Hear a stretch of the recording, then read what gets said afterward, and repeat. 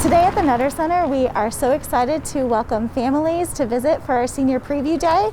It's an opportunity for students to explore and talk to faculty members and take a campus tour. We are so happy to be able to actually welcome students to campus. We're doing it smaller, we're doing it safe, we're making sure that we have opportunities for families to practice social distancing, but still get the information that they really want. It does make it more personable, and she's actually able to ask questions and get answers instead of it being 50 or 100 people and nobody gets a chance to ask anything. I found out that I have to take math classes to do psychology, but it'll be fine. Good morning, how are you today? They're going to start their day exploring tables set up around the concourse of the Nutter Center.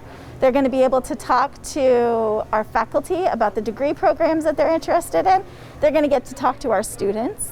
They're also going to get information on financial aid and admissions and housing, all of the things that students need to make the decision on where they're going to school. We got lots of good information where, information you can't completely understand online. They're able to answer questions and explain to me different aspects of different majors. Yeah, they were just really good about answering all the things he wants to know about what he wants to study and kind of even honing that in a little bit, I thought. My focus. Pleased to have Dr. Edwards here to welcome our families.